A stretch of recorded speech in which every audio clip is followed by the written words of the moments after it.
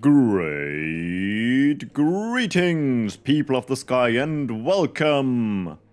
Welcome to a special stream. Today is the card design contest stream. I'm not alone here today, I have the judges with me. Welcome to the stream, Radical X and Wind Hunter. Thank you very much, hello. Hello, hello. And we also have the other judge, which is Binny in the chat. So we have everyone here. You can prepare yourself for around a 2-hour stream. We will have a break in the middle, and of course everything will be recorded and then later shared on YouTube. I also prepared, as per usual, 3 quiz questions, so you can grab some boosters here as well. Without further ado, let's get into it. The challenge was quite simple. You can design a card. And if you think like, why should I? Because in the past we had 3 cards designed by the players, and all 3 of these are now part of the game. So this is your chance to get your idea into reality.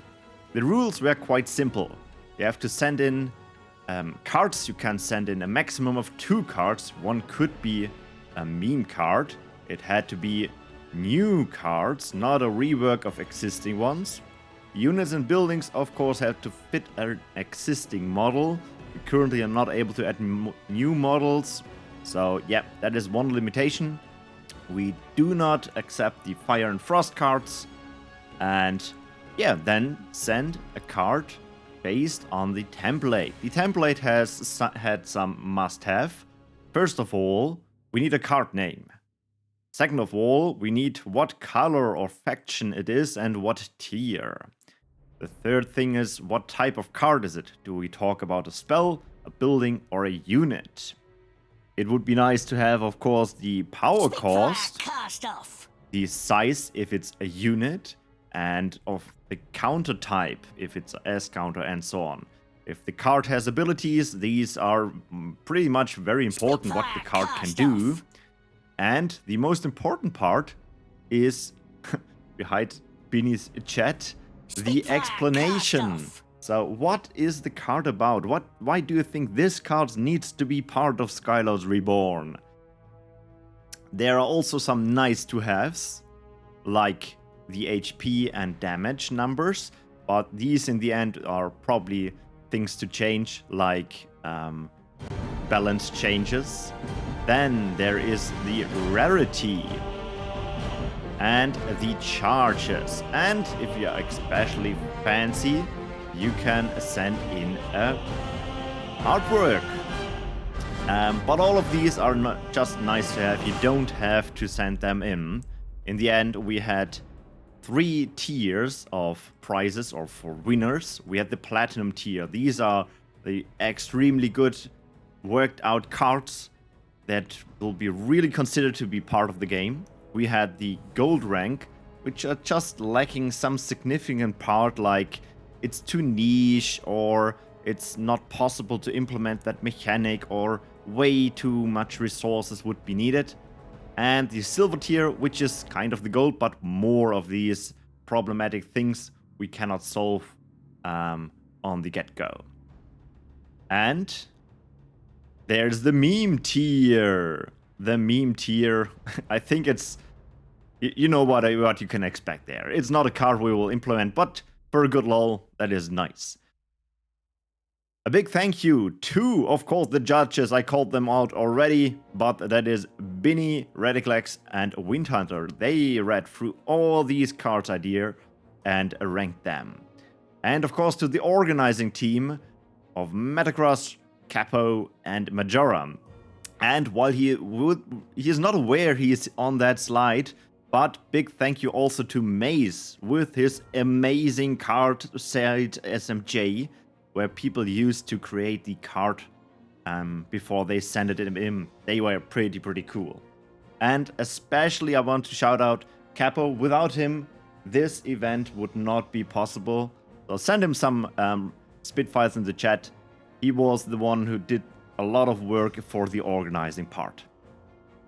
And with that, we are now getting into some cards. Just a selection of the cool cards will take a look today.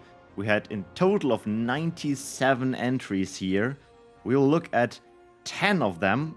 I would like, it's not the top 10, it's the highest ranked cards, 10 of them, but in not a ranked order. We just go in the order they have been sent in, like chronicle order. They are all gold rank because the judges decided to have not a platinum rank this time. Maybe Radical X, maybe Windhunter, you want to elaborate why there was no platinum rank in this contest today? I would say when we get to a few of the cards, we'll talk about more specifically. Because there's a few that were very close to platinum rank. So we'll give it like a, hey, if this one or two happened, this would have been a platinum rank. That might be easier than trying like a general talk. Awesome. Sounds good. So let's kick things off with our first card entry, which is entry number 7. Amii Attunement. It is a, what do you know? It's an Amii card designed by Capo. A spell which can permanently upgrade an orb and giving a special ability if it's a nature or a shadow orb. Very nice, interesting card idea for PvE and for PvP. Windhunter, let us know what you think. Am I going? Do you want to go wrap? I don't mind. You can go ahead. All right. So the concept of this card is a spell card. You apply it to a monument, and it kind of permanently adds an ability to it. And it kind of acts. It lets the monument act as a pseudo tower. So instead of you having to build a tower, you can kind of build this on a monument function as a cheap tower area. This is useful for some maps to have minor amounts of enemies that attack one of your orb locations, or as a kind of a supplement. Like you could see it in something like, say, in jungle when you get attacked by the bugs, right side or left. A nice little addition there. But there's several other maps where you have monuments close enough to the front lines where this could be beneficial. And then the other kind of cool aspect that it has to it is that it gives you like a special effect of some sort based upon whether monument itself is shadow or nature card. And so overall, we think this is a really good idea because Amii are the ones who created the wells and the monuments. So this very much fits the faction identity of Amii to have a well or an orb interaction. It also has real use cases connected to helping monument defense thing. And it has kind of a cool kind of fittingness that it goes with either a shadow or a nature orb. So then you have some thought process of like, okay, well, I have this shadow effect here,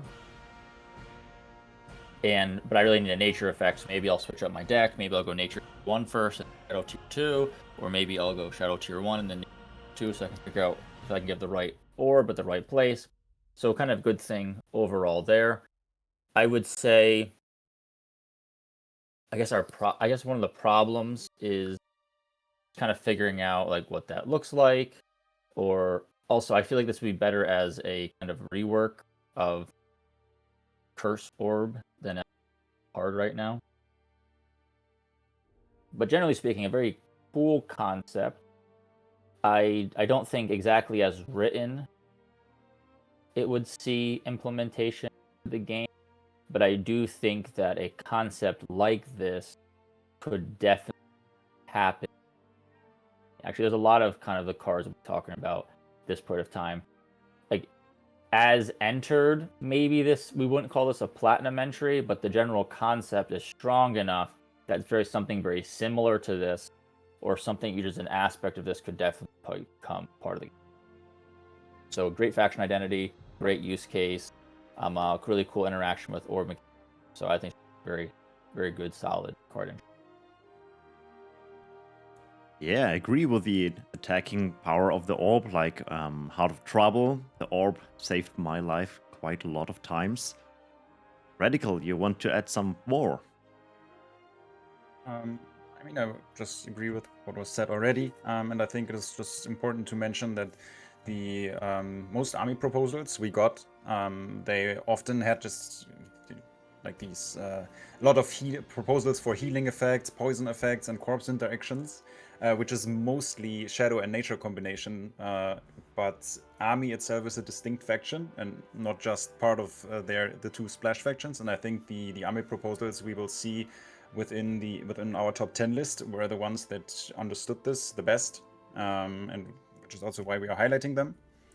And I also think the core concept of having like these special secondary effects is very strong and a very solid foundation for the card. But the way it was proposed, it wasn't entirely fleshed out in my opinion, which is why I also didn't vote it as a platinum entry. Like the proposed aura effects were pretty generic overall in the sense that nature was supposed to heal, shadow was supposed to heal based on corpses, and I think it would also be possible, for example, to give extra effects based on fire and frost orbs, since you might want to splash on tier 3 or cast this on your allies, like on the orbs from your allies, which could elevate the design proposal and also make it a little bit more usable across the board. But yeah, that was pretty much the last step that was missing from my opinion. So I ended up voting it golden instead of platinum here. Great. All right. Let's jump over to the next card. Entry number 12, the Hound Master. It is a tier 3 bandit card by Stildex. You can select one of your own units to promote him to be the Hound Master. 4 of the Bandit Stalker will spawn, and as long as the units are around your Hound Master, they take less damage. But if they are too far off, they get neutral, and they attack like everyone who is close by. A bit like on a special map you might remember. Radical, let us know what you think about the card. Yeah, so the proposal here respects the rules of summonings within the game. To explain the general concept here, which can be seen across most, if not every single summoning mechanic in the game, is that you go down by 1 tech level and then use the economic advantages of getting unbound units from that lower tier to make that playable at a different stage of the game. And I think the proposal pretty much did that pretty well. And I also think the general explanation of choosing Bandit Stalkers as these uncontrollable units was pretty nice, since you play through such an encounter during Slave Master in the campaign. And yeah, for that reason, I think it was thematically very fitting. And the boundaries for a balancing were pretty well considered. Like the proximity check in return for offering unbound units is something that could turn out pretty balanced overall, even though you probably would have to choose a somewhat forgiving radius to avoid micro overload. But yeah, the proposal also mentions like a buff for all beast units in the area, which is something that is very reasonable for the card design and also a bonus effect that I liked a lot. Now, the biggest issue we had with this is why it was this proposed as a spell and not a unit, actually, because I think it would be pretty weird to cast this on your Corsair or some random unit summoning from your Bandit Hut as like the Hound Master. And I think if this card would have been proposed as an actual unit, and then you get like summonings on spawn, similar to how Deep Fang works, for example, then I think it could probably work best. And I think that part was kind of missing for me to rate it higher than we did. I think there's also a little bit of a stylistic overlap with Bandit Hut from a gameplay perspective, as it's already present as a swarm style tool. But that is probably something you could work with overall. Yeah. I see. Yeah, you can only cast it on not beast units, was part of the proposal. Windhunter, you want to add something more? Yeah, I mean, I think it's very good. I would just say the summoning rule is universal with a single exception. So you always summon something 1 tier lower, except for in the case of Snapjaws from Sentinel. And in the case of Snapjaws and Sentinel has a very substantial buff that adds onto the Snapjaws, which more or less turns them into tier 2 units. So the general rule is, if it's a tier 4 unit, it can summon tier 3 units. If it's a tier 3 unit, it can summon 2 units.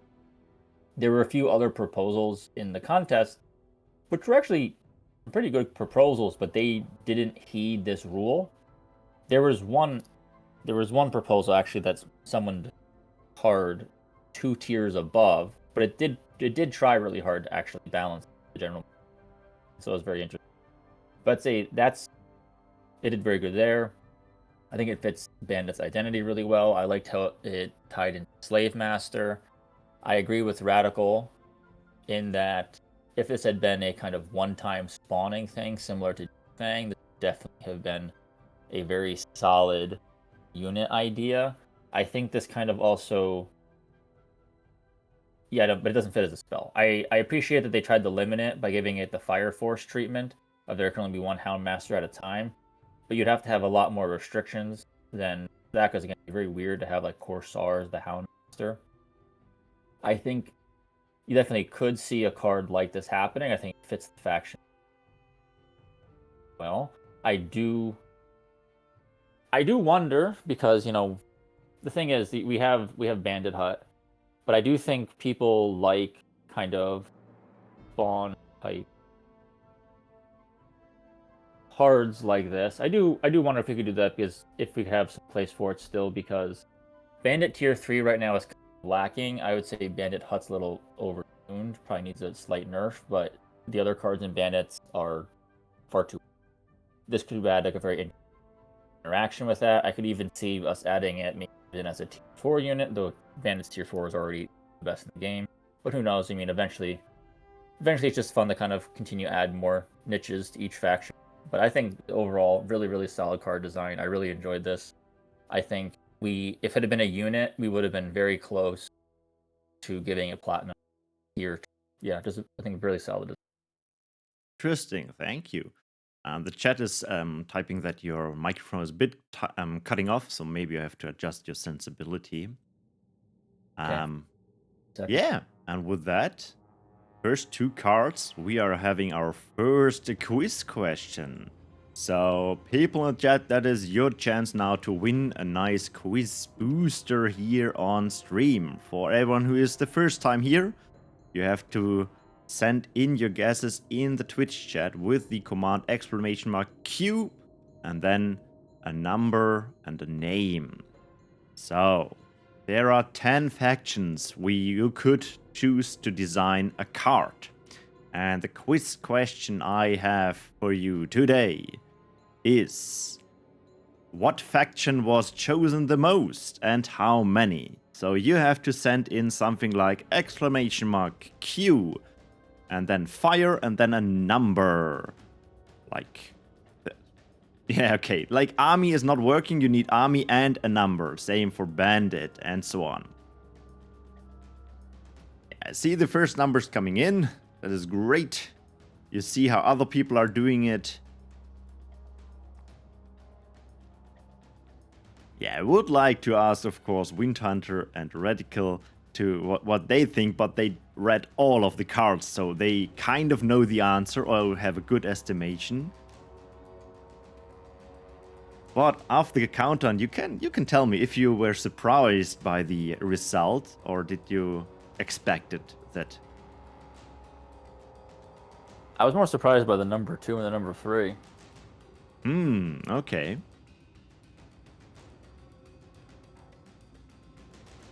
30 seconds to go. So far we have a lot of Amii. We have 1 Bandit, 3 Fire, and 1 Stonekin.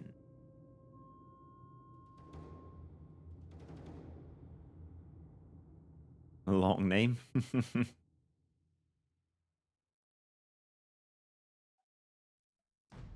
Alright, 10 seconds to go.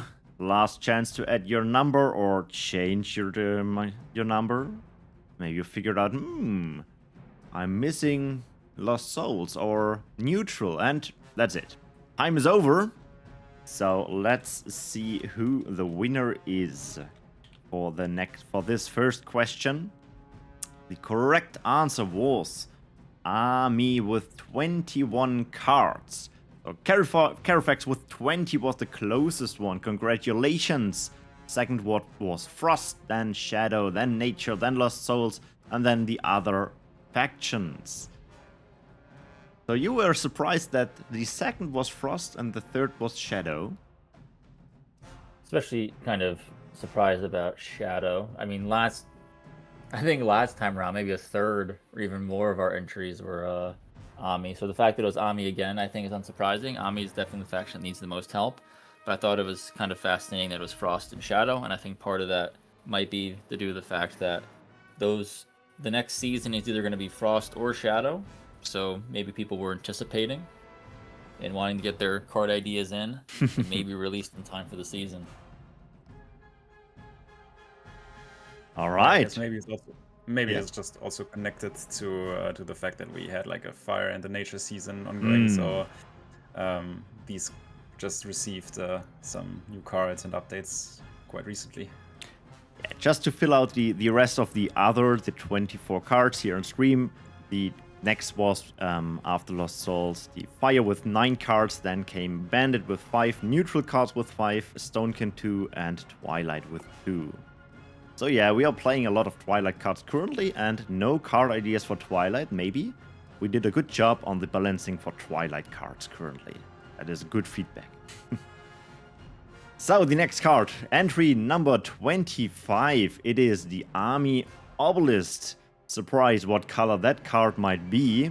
It was designed by Metacross. It is a tier 2 tower who can extract energy from the nearby power wells, and his design was planned for PvP and for PvE usage. Windhunter, what do you think? So the concept here was a tier 2 tower that connects to a power well, and it steadily drains the power well to buff itself with, say, like 50% more damage. And I think we have a few good things, right? Tier 2 Amii tower, we definitely need that in the game. That's definitely something we're hoping to make happen in the short future, so that's a good idea. The second, having a connection with the power wells, I also think that's a very solid concept. The issue I had with this card, so those are the two really good things. All right, tier 2 Amii needs a tower, great interaction with the power well, that's a great thing. The issue I had was the design continually drained power wells in order to power up the shots. What this puts us in a very difficult place, because this basically means that the tower could empty all of your wells out. In order for that to be acceptable, like, it would have to do a ridiculous amount of damage to justify more or less destroying your economy. So that was the negative. I would say, too, I also don't think plus 50% more damage is a sufficiently interesting upgrade for something which is continually draining your power well. I think it would have to be something more substantial, maybe like a mode change, maybe like the tower like permanently transforms in some sense, so that way there's still a drain on the power well, so there's a negative, but it's not so continual of a drain that it destroys your economy. So I think the general concept of the tower and of interaction with power wells is really solid. I just think there are some key problems with how it would affect a player's economy, and there's also a key problem with making it interesting enough to kind of plug your tower into a power well and have it like used as a battery in this way. Yes, as someone's saying, this is juice tank meta.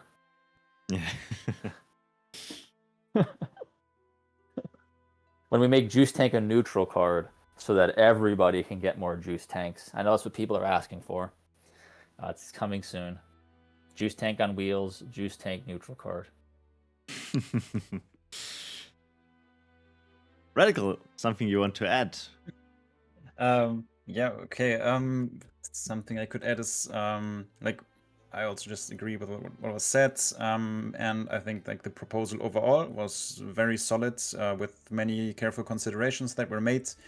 But I think one aspect that wasn't mentioned already is that I feel like the card idea itself lacked a little bit of novelty, in a sense that Wrath of the Army, like one of the previous winners from the first card contest, pretty much proposed the same ability concepts, but in a more fitting way, since spells usually are easier to balance and manage with the drawback, since it's one-time usage compared to a tower. So I think in that regard, the previous proposal that was made already gave us inspiration of maybe implementing these kind of risk-reward drawbacks to Amii as a faction connected to the power well storage. And yeah, apart from that, I just agree that the proposed buffs were just a little bit too generic overall to justify a higher rating.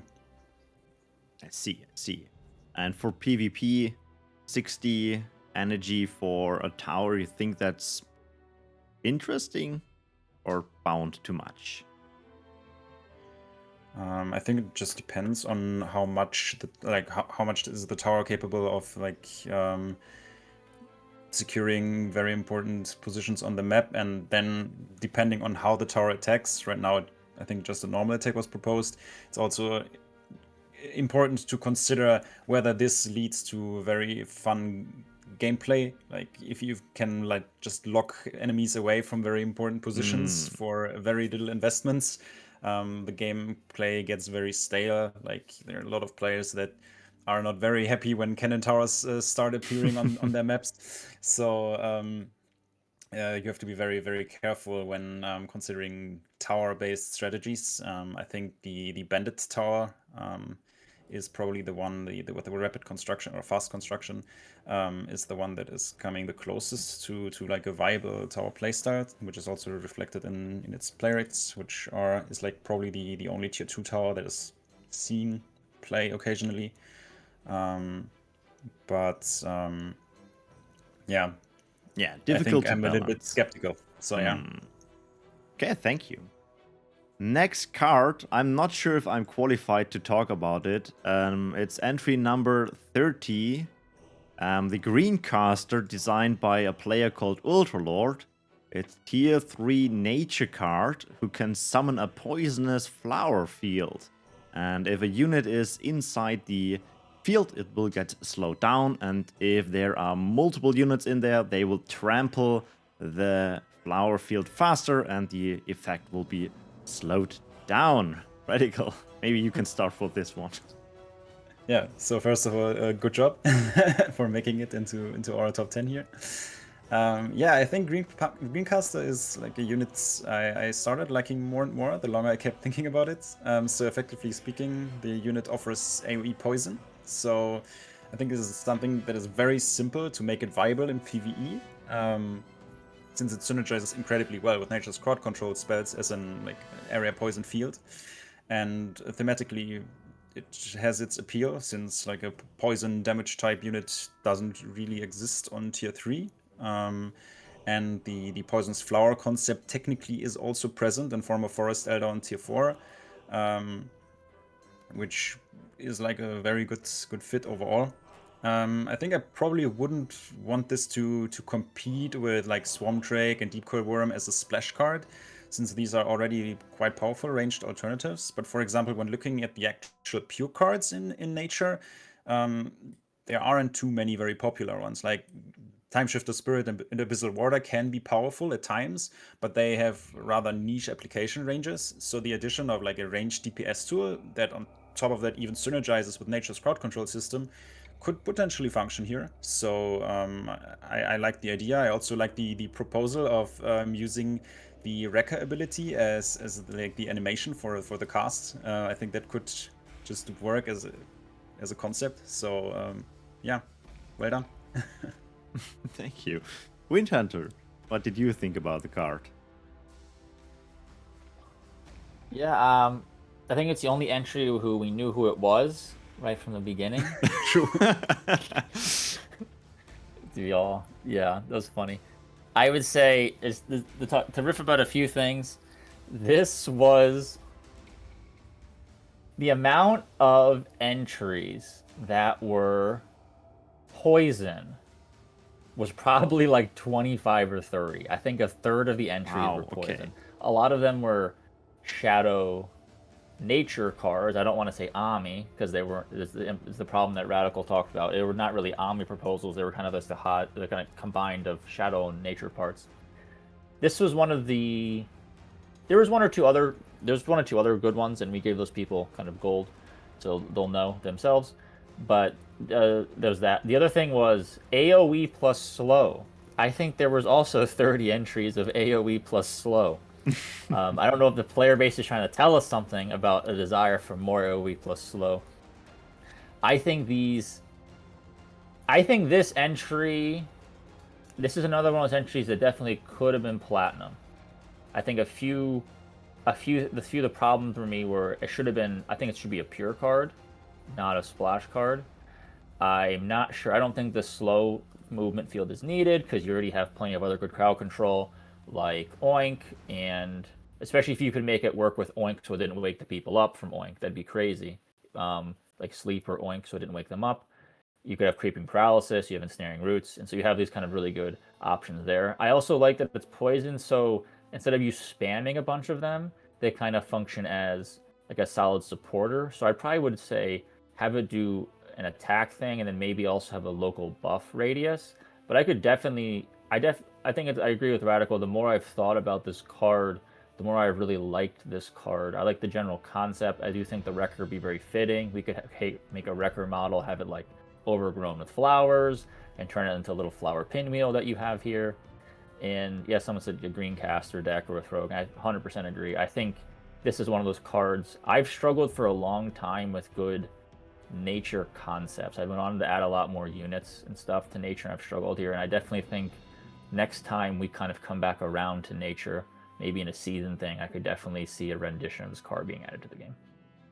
But with the modifications that we talked about. Cool. I made my notes for the next card design contest, and maybe then I get a platinum.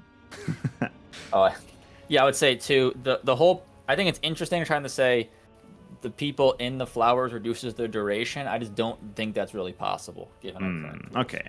So that's just kind of also, anytime there's something that's suggested that's impossible, that's just we just can't give it a yeah, that's the rule. That makes sense. All right, let's go over to the next card. We are now switching to Shadow Life Drain, and designed by This Is Halloween. It is a spell which grounds multiple units in that spell area, the ability to collect corpses, and these corpses can then heal up the units. It's designed as a sustain card for shadow decks and mainly focused on PvE, but I mean, healing in PvP for shadow mages sounds interesting as well. So, Wind Hunter, what do you think? Yeah, I just want to say that I just watched A Nightmare Before Christmas on Halloween. So now I understand the This Is Halloween name. I understand the reference.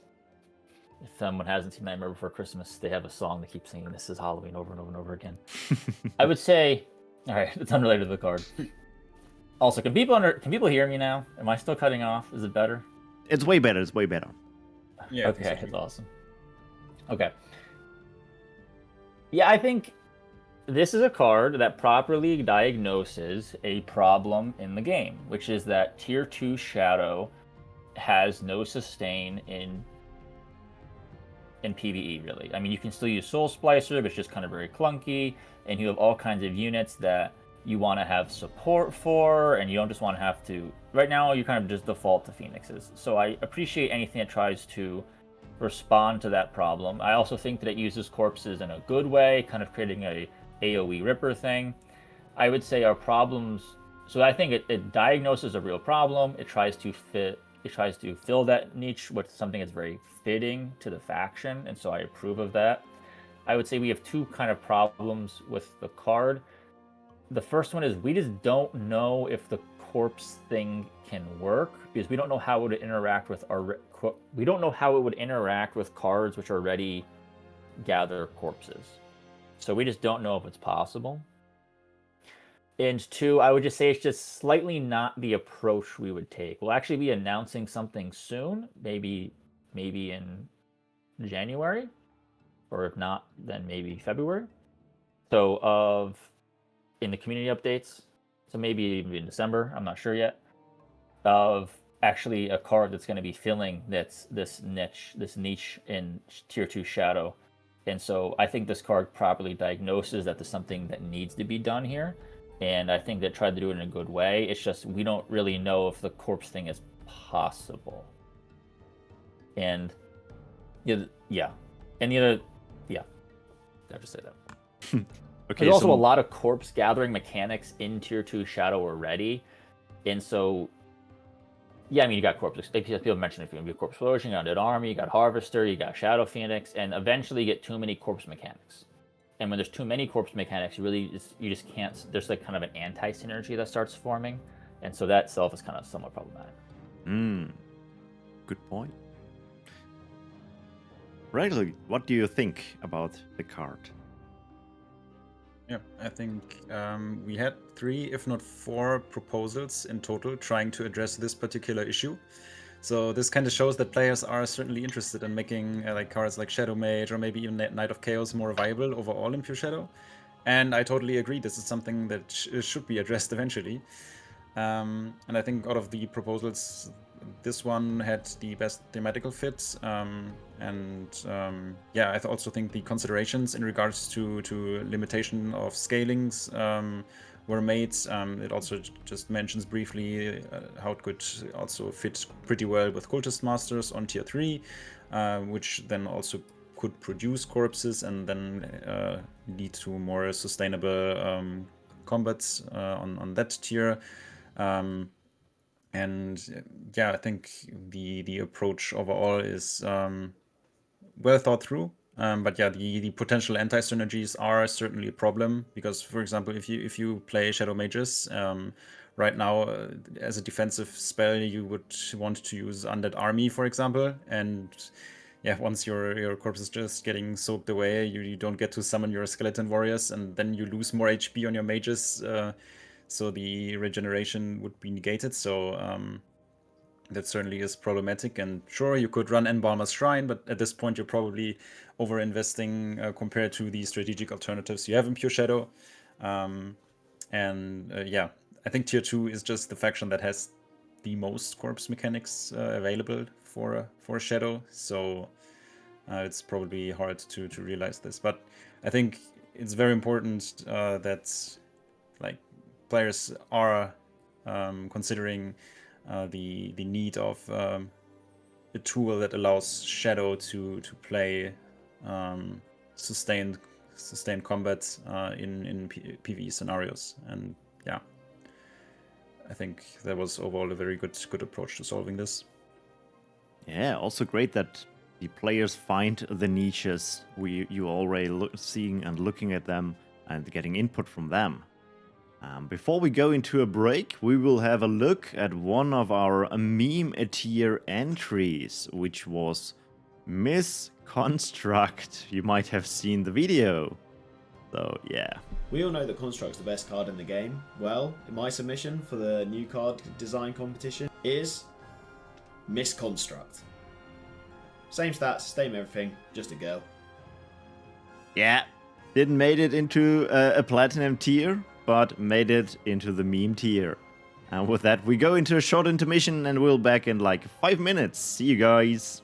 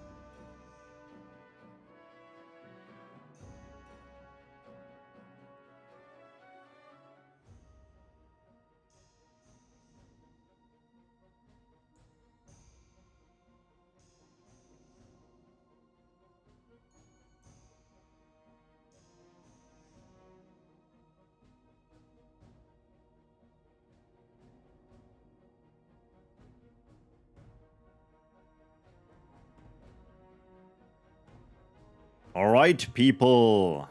Are you ready for the next batch of cards? I hope you are prepared. I hope you got something to drink. I hope you got some snacks. Because we are now at entry number 75, Provoke. I guess you can already imagine what that card can do.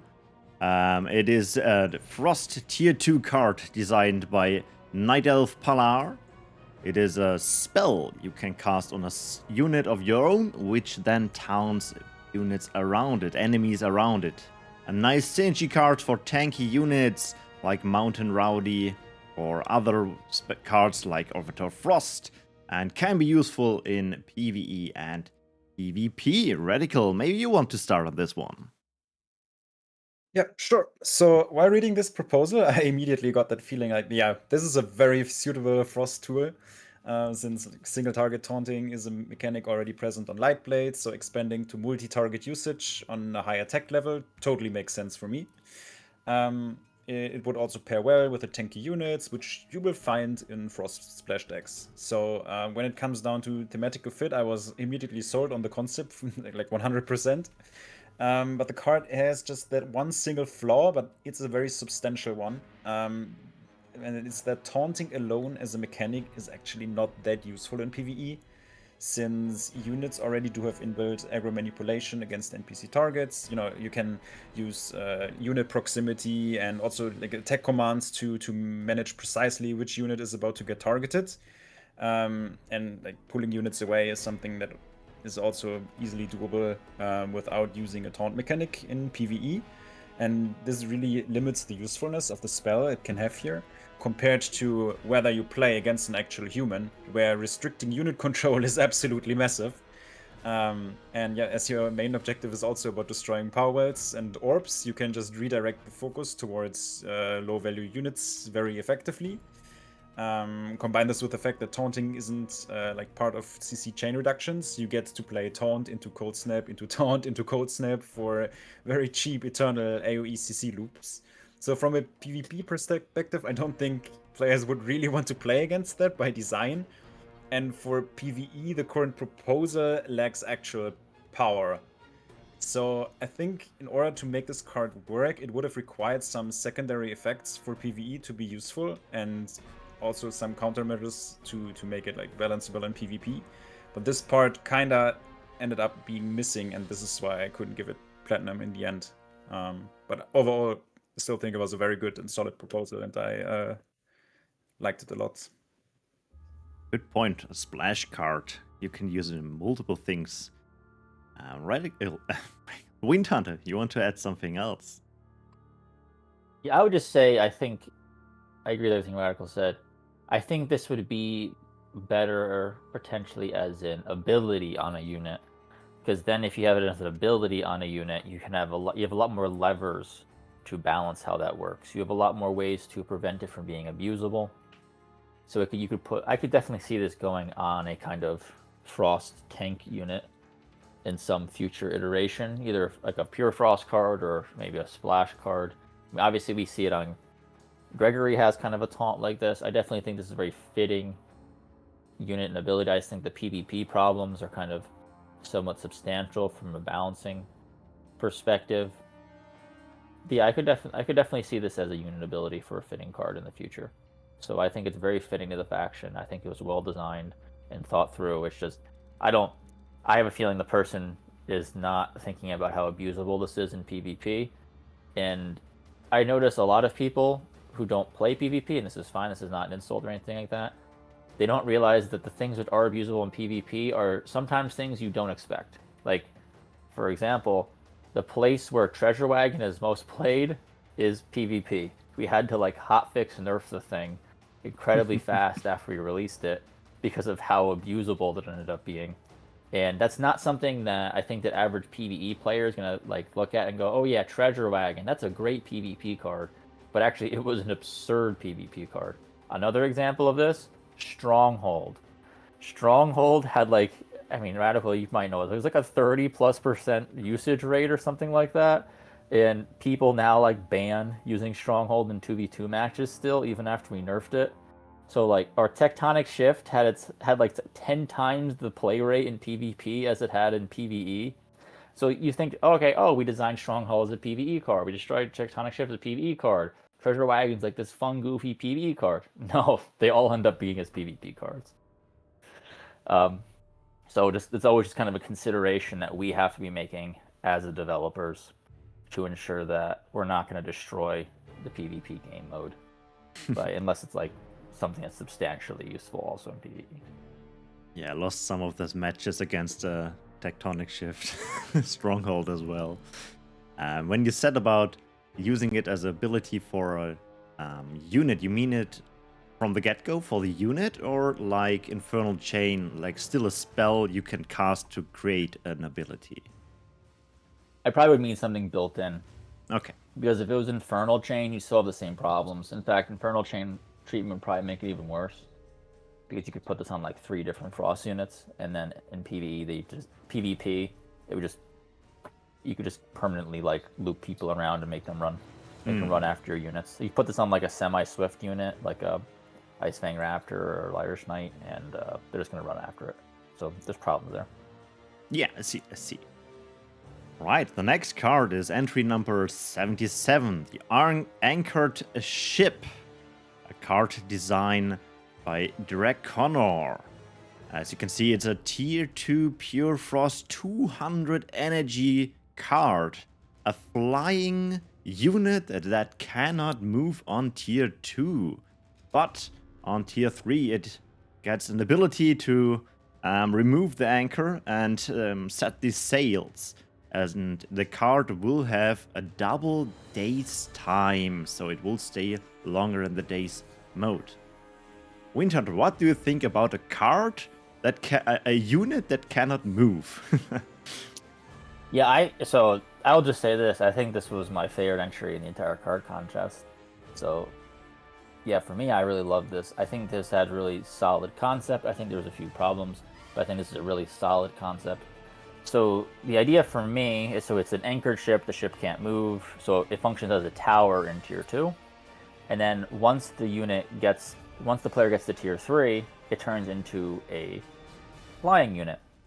I think this is extremely well thought through because, generally speaking, tier 2 tower balance is about equivalent to tier 3 flying unit balance. Like, go look at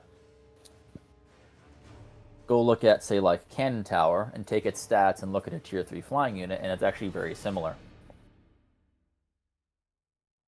I think there's a few problems for me, though. For example, I would prefer, instead of just being an anchored flying unit, if they were actually a full-out tower. I know this is not really something... Here, I'll just say this.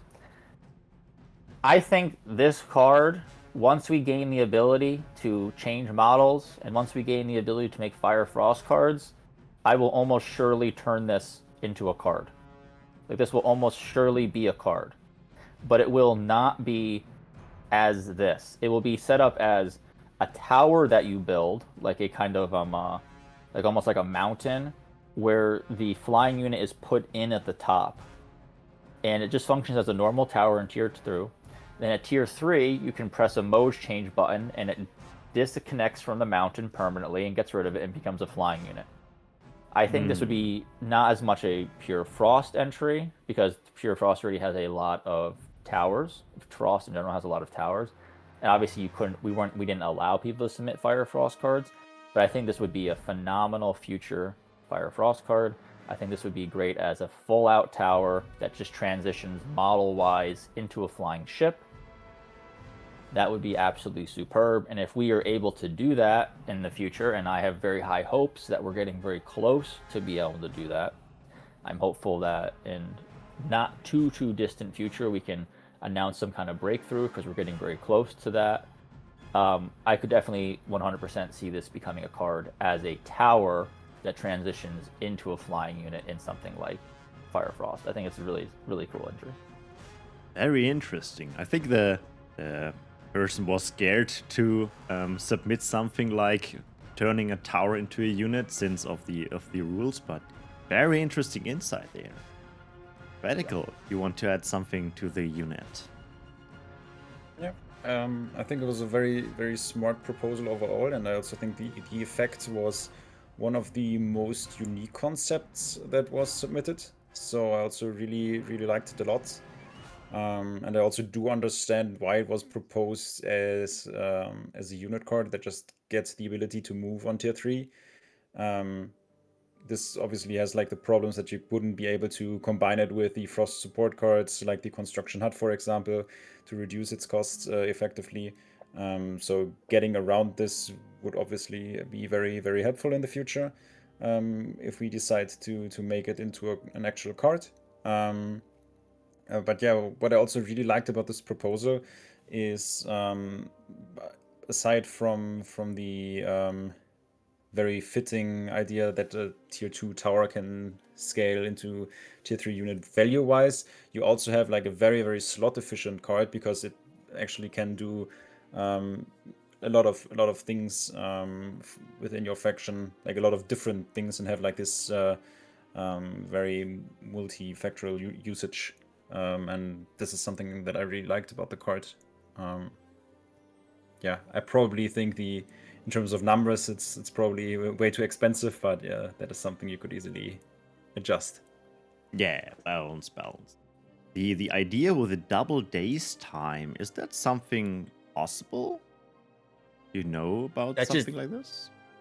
Definitely possible, but I think this person was trying to say double dazed for that basically makes it kind of like a you know how buildings have construction time Hmm. and it's like 20 to 30 seconds. So by saying double days time, you're basically giving it a built-in construction time, and so you can kind of see how that's a very good actually idea. How the kind of thought the person put into to since it's balanced like a tower, to make it function as much like a tower as possible in tier 2. I think it's very well thought through. I think double days time would definitely be possible. Yeah, it's basically slow construction.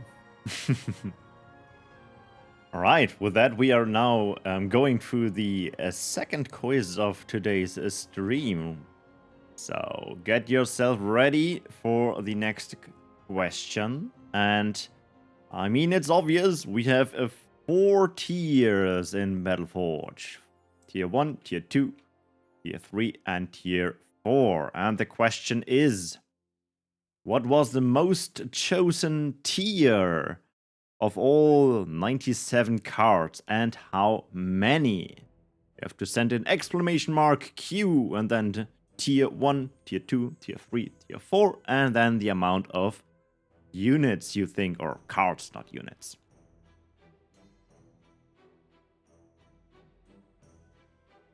So you need to type out the tier Carfax.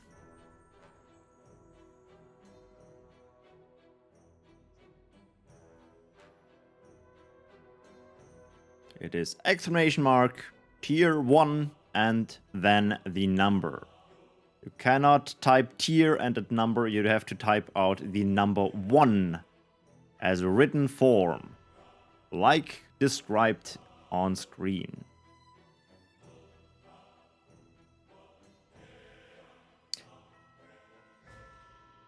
So Radical Wind Hunter, was there the result of that thing? Were you surprised about it, or was it like, yeah, that fits?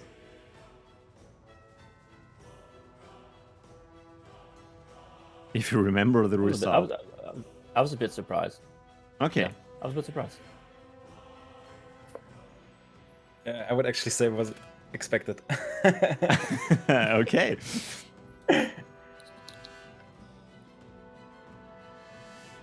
Any tier 5 entries? No, thankfully the people read the rules. Alright, time is up. Let's find out who the winner is. And congratulations to Krappa with tier 2 and 38. The correct answer is 37 on tier 2. And yeah, quite the gap if you look at tier 1 with only 7 cards. I was surprised actually that tier 1 was only 7 cards. The rest is closer together, but yeah. Yeah, So Wind Hunter. on tier 1, on tier 1 you're probably not allowed to be as creative compared to other tiers, because there's just very harsh restrictions on what units are allowed to do and what they aren't. So I think it's probably more exciting to design higher tier cards. And it's crazy to balance that, I think. You have to do, yeah, just in general, PvP, PvE, that's so much stuff you have to keep in mind. All right. And with that, we are going to our next card entry, which is the Reaper. An expensive tier 4 pure shadow card designed by Iris. Another unit who has the ability to gather corpses to get a damage and defensive buff. It has also the ability to teleport to another unit inside a camp, for example, do something and then automatically get out of there, which is pretty interesting. It can also summon bugs to the battlefield. Multiple, it's like L units, M-sized and S-sized units, 6 in total. And with the third ability, every bug on the map will explode. And when I say every bug, I mean all of them. So if you play that card in combination with Frenetic, not Frenetic, in fact, you have their nice synergy. So Wind Hunter, what did you think about that card? I feel like Radical should go first because he loved this. Sure, card. sure, okay. all right, sure. Yeah, I like this one. Actually, was one of my, if not my favorite proposal here during this contest, because I think the ability to summon and also detonate weaker shadow units offers so much potential for synergies across the entire shadow card arsenal. Like, you can play this with Altar of Chaos, you can play this with Infect, you can play this with Grim Bahir, you can also use this to support Void Return support when playing with Fortress of Flesh and Cultist Masters as a low micro tool to just kill those crawlers, because otherwise you will always have to select them and kill them yourself if you want to manage Void Return effectively. So it would be great support here. And overall, like the idea of using Cull the Weak as an ability to let all those units explode, it just creates such a cohesive gameplay experience that I really like this card overall. I think it was a little bit overloaded on many ends. Like, I think the passives like Corpse Reaping and especially the global range teleporting seems like a little bit over the top, even though I understand the idea that you want to port in, then summon the bugs, and then just get out again. Like it's a cool concept, but I think in like a real gameplay environment, this probably causes more problems than actual solutions. But overall, I think the idea of creating this endgame shadow unit was very well done overall, and yeah, I really enjoyed reading through this proposal. Yeah, Wind Hunter, what do you think about the card? I see the point with the overloaded. I think it was good. I think it was well thought through for how it tried to combine Shadow's different kind of systems. I mean, obviously, you really don't have much corpse gathering in Tier 4, and also in Tier 4, the corpse gathering you do use, which is still usually something like Undead Army, is just not that substantial, and so there's so many corpses around, you could definitely see some kind of corpse mechanic happen. Obviously, our card that we just kind of we announced, the Devourer card, has a kind of interaction in that sense, like with corpses, and a kind of a similar kind of teleport mechanic. I thought it was cool there. I thought that it fit that we need more Shadow Tier 4 cards. It's definitely the faction that feels in its pure form and complete. Like, Frost, we got Dreadnought, and we're hopefully buffing up some of the other options soon. Nature, we have Forest Elder, and Frost, we have Dreadnought, and we have, Code of Protection. Frost, we have, nature, we have Sanctuary and Forest Elder. In fire, we have, Material, both affinities, which both are very unique, which is great, and Moloch, and so you got great options kind of there.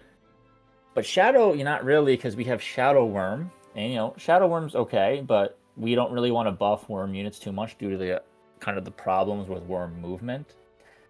Shadow Worm's also kind of a bit of an odd unit, because it sometimes works better like an Enlightenment decks, where you can have like easier access to healing. I mean, obviously we gave a Lifestealer, try to help with that.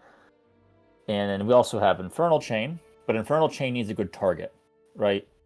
And so it's really important to have one of these kind of like boss units or leader units that Infernal Chain can kind of interact with well. And I think this kind of fits that general theme. Yeah, I think it was a little overloaded, like Radical said. Overall, I think it was a cool concept. Yeah, I will say one more thing is the explodes all bugs on the map is very funny as a concept because we're working to make bug decks viable. Obviously, it didn't get to happen for this season. It was just too much work, but we're still working on it. Things for like Death Glider, Flesh Blender, Infected Tower. We're really trying to make like a swarm bug archetype a real thing in Twilight. And so I just thought this would be hilarious as the ultimate griefing tool. That people would have like 1,000 bugs out in Twilight, and a person would summon this unit, and it would just instantly kill all of their bugs. I'm not sure if you kill the bugs or the PC of the player. Both. Both. You end the game instantaneously. The ultimate shadow trolling duel. Yeah, I think the idea of an L-sized end unit is also pretty unique. So, the next card on our list is entry number 90, the Thornflinger.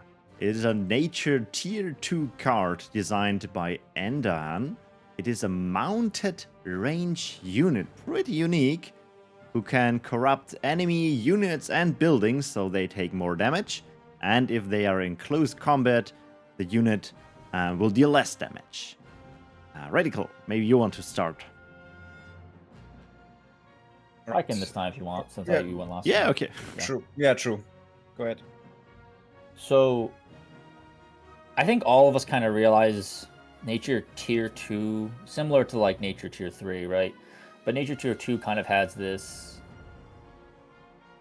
lacuna, this emptiness, this hole that's kind of sitting inside of it. It's very weird that in Nature Tier 1 is one of the best ranged units in the entire game with Windweavers, but then also has really good other ranged units like Dryad. And then you get to Tier 2, and the ranged units are Energy Parasite, okay, Parasite Swarm, and Spirit Hunters. And so you think to yourself, well, Nature feels like the faction, to me, that feels most fitting with ranged units, and there just isn't really a viable one in Nature Tier 2. And so what Nature Tier 2 basically turns down, besides Spike Root, right? So what Nature Tier 2 turns into is you just keep using your Windweavers. That's option number 1. Option number 2 is you use Parasite Swarm to just use other people's units as your units. That's a fun option. That's how I beat Heart of Trouble with Nature for the season. I took over all the Sky Rakes. And then third option is spam deep ones. Okay.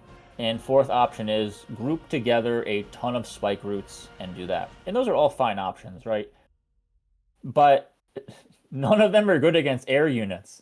And so Pure Nature has this kind of terrible weakness against air units right now. That's actually one kind of the reasons behind even something like Woodland Watch that we added, is because, Living Towers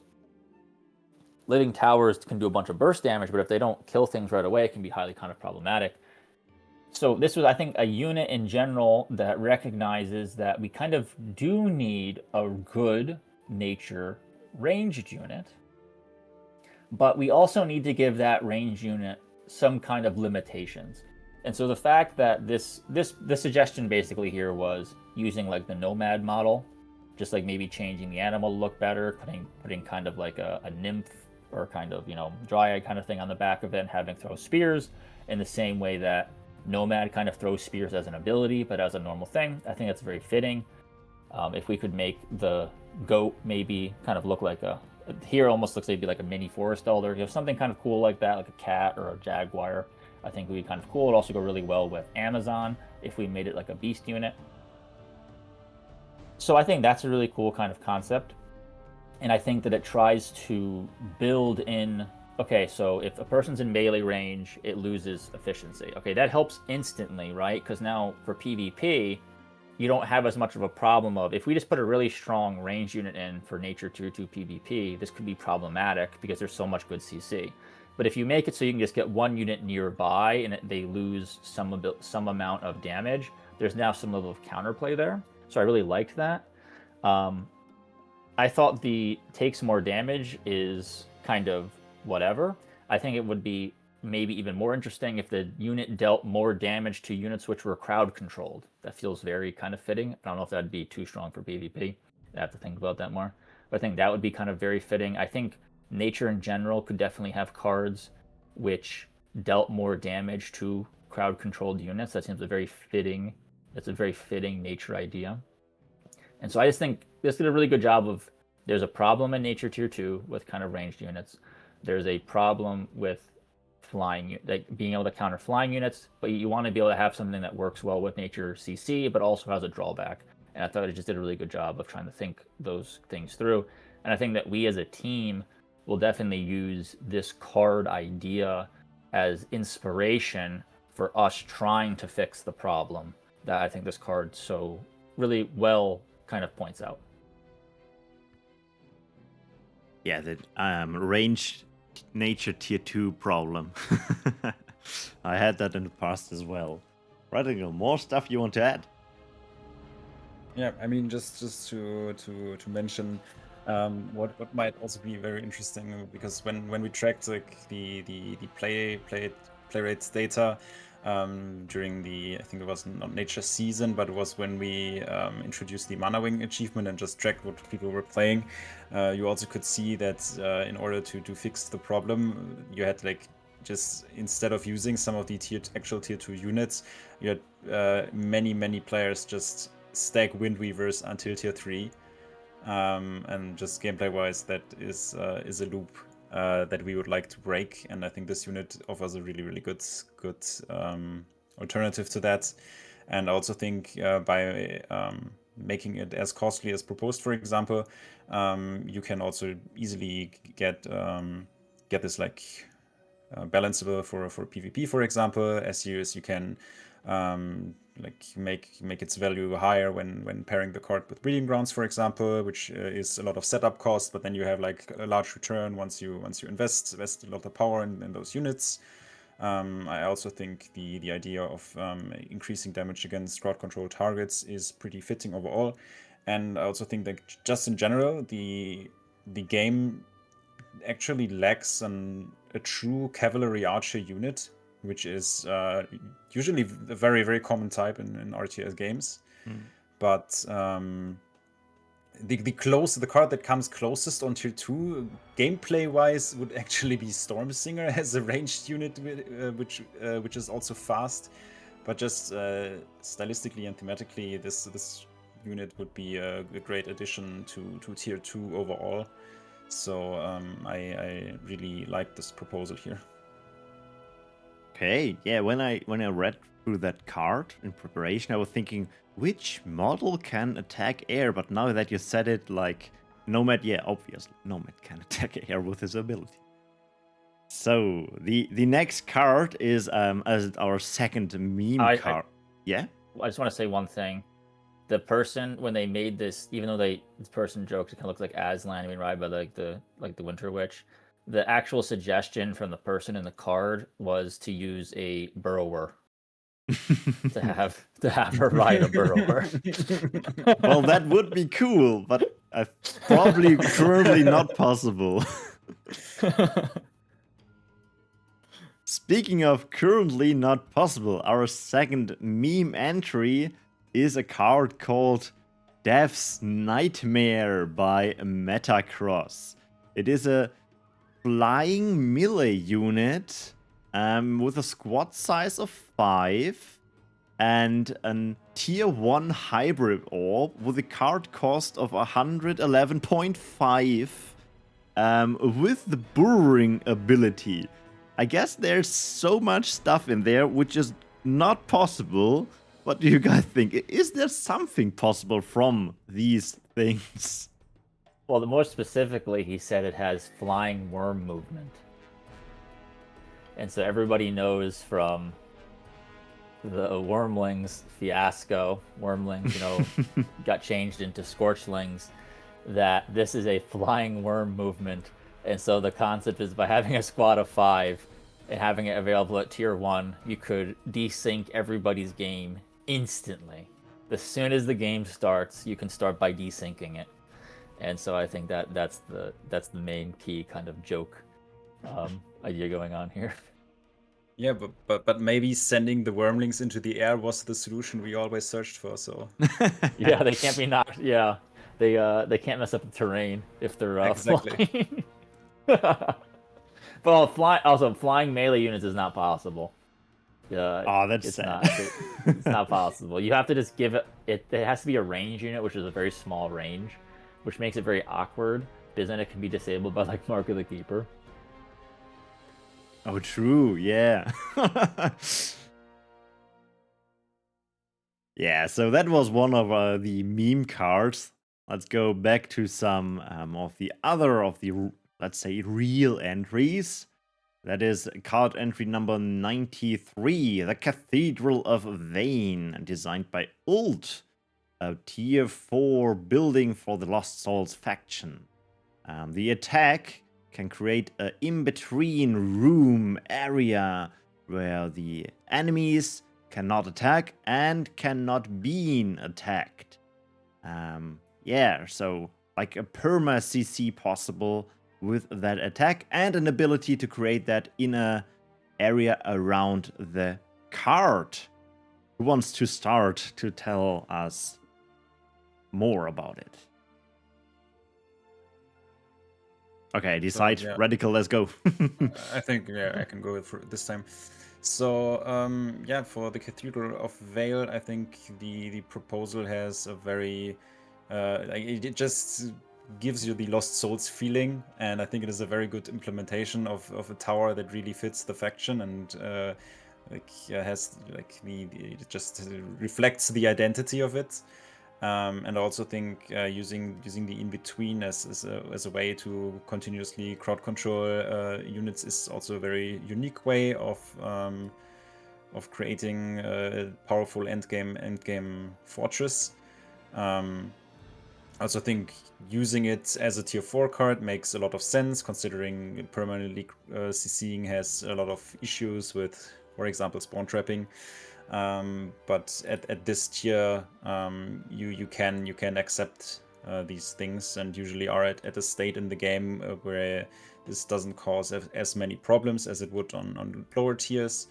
I also think just using based on the Church of Negation model is a very good fit. I think my problems with this card were mostly that it actually would probably lack power if you just compare it to the alternatives it's currently competing with.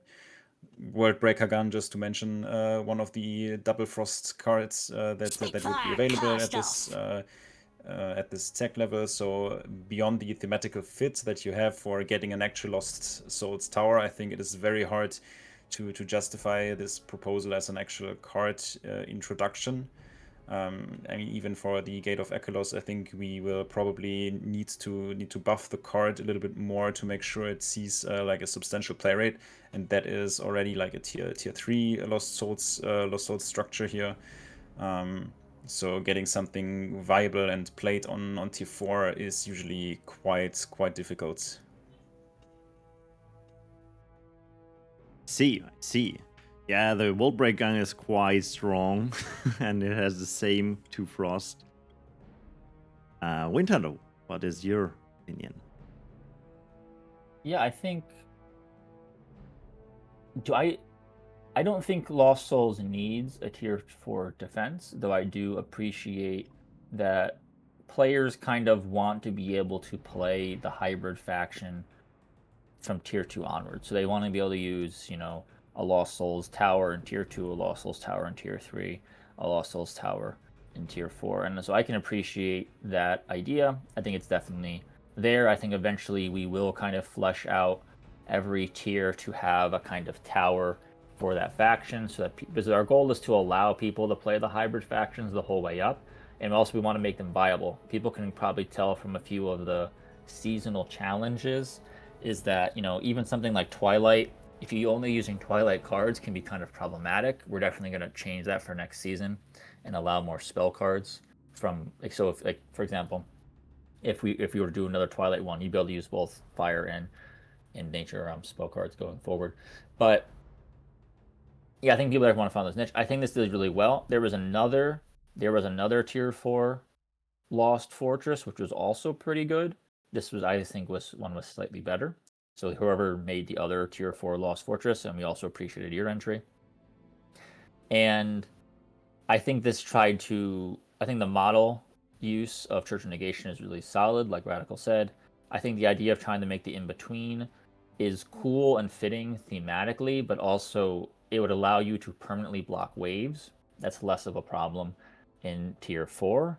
But the problem is also there's Enlightenment in tier 3, so it could be used as a Enlightenment object and just kind of take the place of, say, Lost Banestone that we kind of removed because of this kind of very problem.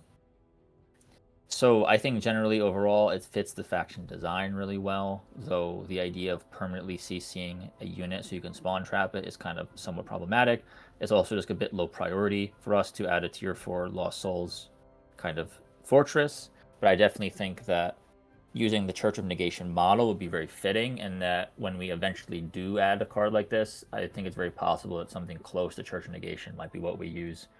And so I think it was overall a well fit for the faction concept. I think it's well fit because it's not a redundant card, because there's no while there is Worldbreaker gone and there is Necroblaster, there is no purely tier 4 Lost Souls building. So I think it fits a niche in that sense. But I think there's just there's some minor problems with especially the crowd control, for permanently crowd controlling and small blocking. Yeah, perma CC kind of difficult to balance around as well. But with that is our 10th card. So there's only a few things left. Of course, one thing is our last quiz question. So if you want to get a stream booster, that is your chance now. We had the tiers, we had the color, and now the last thing I want to know is the type of card. So I want to know which type, like unit, spell, and building, and how many of them are in these 97 cards sent in by the community. Exclamation mark Q, then what you think is the correct answer in terms of type, and then the amount as a number. Everyone just instantly guessing unit. Yes. I just look at this like unit. Okay. Eons, you didn't write unit. Make sure you change your entry to say unit, not unite. Okay, we have our first spell. So if it's spell, you will instantly win currently.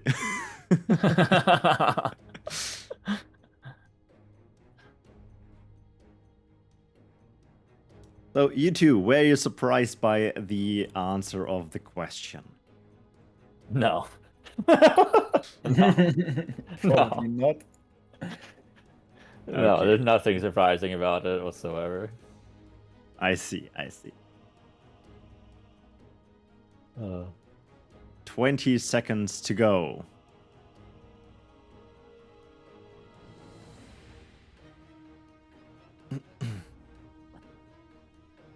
While we wait the last 10 seconds, I also want to thank everyone who left a follow during the stream, and a special thank you to Lobab, who left a Prime subscription. And with that, we look at the result and the winner. And the winner is indeed Unit. And the closest answer by Lancer. Correct answer is 54. And you were not surprised by this, okay. I guess it's easier to design a unit than a building or a spell. Or what is your opinion on this? Units are just more flashy. It's, you know, you use the units, you kind of, they're the eye candy, they're what you see, you know. Even though Battleforge is a game which is really dependent upon spells, I mean, really, a lot of decks are like Spellflinger decks. They look like bandits or even Shadow and stuff like that. Sometimes even a little bit of Frost. But like the unit is what you love so much. Like when you think of like Battleforge, you're like, oh, I love Shadow Worm, or like for me, I love Grim Bahir. That's the kind of so making a cool unit that just feels like that's the goal. I mean, even when I'm designing cards, I there's always a bit more of a, you know, I've designed almost like 40-50 cards this first time they released, and getting a good, it's nice to make a good spell, right? It's not when we released Soulstone, it was really satisfying because I knew we had added a card to the game that really fundamentally changed Frost Tier 1 for the better. But I don't know, when you make a cool unit, like when you're making like Treasure Wagon, even though it's silly, there's like a satisfaction. Oh yeah, when we made Wasteland Wing, Wasteland Terror, I still call it by the original name. Wasteland Wing, Wasteland Terror. When you made Bonsai Lore, like those are like our first cards. Like they're so satisfying to have a card like that. So yeah, I think it's just cooler. It's more fun to make a good unit. Yeah, spells can be very unique. It's just, and there's something very satisfying about your hulking creature going around destroying things. Yeah, and it's longer on the battlefield. If you have a spell, it's boom, and probably then it's gone. So yeah, you have more time with your cool card.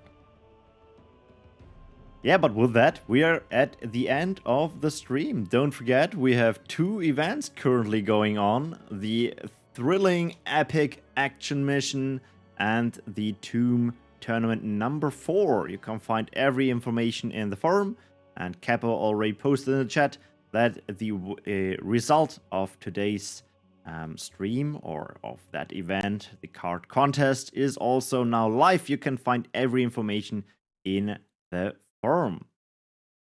And with that, we are at the end of the stream. Thank you everyone for watching, and especially thank you to Wind Hunter, Radical, and Binny for being here on stream and in chat. And a big thank you once again to Capo for the organization of this event. Any last words? Thank you so much. It was really enjoyable. I really appreciated people's ideas. I will say that while some card entries maybe weren't shown in the top 10, or we didn't give any specific platinums, I would say some of these cards will definitely be a major inspiration behind cards that we will release in the future, and we will definitely give credit to people when we do so. I will also say, while some card entries were not perfect as they were, we've already had other proposals that were inspired by card entries. For example, there was a Bandit's healing spell in Tier 3, which has become a major... We took the idea from that, and that's how we're going to end up changing Waystation. So we want to thank everyone for kind of giving us their ideas, and we definitely always really like having this contest. It really helps us understand where the player base are, what the player base is interested in. You know, obviously the player base is very interested in Frost and Shadow and Amii cards, and so we'll be working hard on those kind of things coming up. And yeah, I mean, it's there's always so many good ideas that it's so great to get the community's input on what they think are some solid ideas, and we're glad to have showcased some of them so far in this stream, and we're kind of excited to kind of make use of this and kind of take some of your ideas and make them a reality, and hopefully you'll have the pleasure of playing with, you know, a few of these cards in the future, just like it happened with last card contest. Right, Rakel, you want to add something else at the end? I think Windhunter did summarize it Mhm. just very well here, so I have just nothing to add except for just saying thank you to everyone who took part in the contest. And yeah, we really value these ideas and inspirations very highly. All right, and with that, the famous last words of every stream. See you in the forge, fellow Skylords.